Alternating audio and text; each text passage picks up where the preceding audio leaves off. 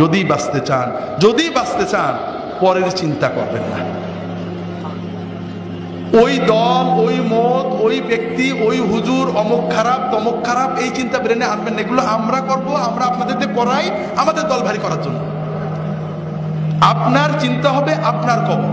কথা কি বুঝতে পেরেছেন? খুব ভালো করে বুঝুন। আমার জীবনে আল্লাহ তাআলা অনেক নিয়ামত দিয়েছেন, অনেক। এই নিয়ামতের কোনো শুকরিয়া করতে পারিনি। এমনকি আল্লাহর যে ফরজ নামাজ, এটাও মন দিয়ে পড়তে পারি না। 4 রাকাত নামাজ পড়তে কম্পিউটার স্পিডে পড়ি, 4 মিনিটও লাগে না। এর ভিতরেও 4000 কথা মনে হয়। আল্লাহ যদি কিয়ামতের দিন বলেন যে তোমার এত নিয়ামত দিছিলাম, 5 মিনিট আমার দিক মন দিয়ে নামাজটা পড়তে পারলে না, আমি তোমার নামাজ কবুল করলাম না, তুমি দোজখে যাও, আমার কিছু বলার থাকবে? এমন কোন আমল কি আমাদের আছে যে বলতে পারবো আল্লাহ তুমি এটা নিতেই হবে? আমার দাড়ি, আমার টুপি, আমার নামাজ, আমার রোজা, আমার হজ, আমার যাকাত, আমরা কি কনফার্ম যে আল্লাহ কবুল করবে? আমার না হলে আপনারা তো কনফার্ম নাকি? এই যদি আমাদের অবস্থা হয়, তাহলে কোন সাহসে আমরা অন্য মুসলমানের চিন্তা করি? ভাইরা, অন্য মুসলমানের চিন্তা করবেন না।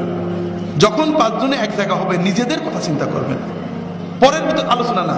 ভাই কি অবস্থা? আরে ভাই বলো না, নামাজটা ঠিক করে পড়তাম, মন বসে না, দোয়া করো। ছেলে মেয়েগুলো ভালো করে পালন করতে পারছেন, দোয়া করো।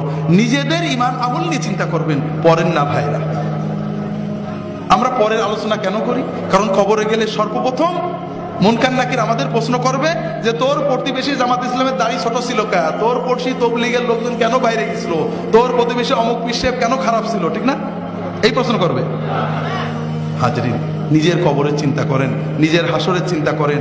নিজে যেটুক করতে পেরেছি, যদি মনে করেন ভালো আমল করছি, তাহলে আল্লাহর কাছে দোয়া করেন। যদি দেখেন গুনাহ হয়ে গেছে, আল্লাহর কাছে দোয়া করেন, আল্লাহ আমার সামান্য আমল কবুল করো, গুনাহগুলো মাফ করো। আর তোমার নবীর উম্মত যত আছে, অমুক ভাই তমুক ভাই তমুক ভাই ভুলের ভিতরে আছে, আল্লাহ তাদেরকে হেদায়েত করে ভালো পথ দাও, তাদেরকেও মাফ করো। এইভাবে দোয়া করলে আমাদের লস আছে ভাই? লাভ আছে, অনেক লাভ আছে ভাই। তবে আমরা তো জানি আল্লাহর জান্নাতে জায়গা তো কম, ঠিক না? যদি ফুরফুরার মুরিদরা সব ঢুকে যায়, তাহলে তো আর তবলিগেরা চান্স পাবে না, ঠিক না?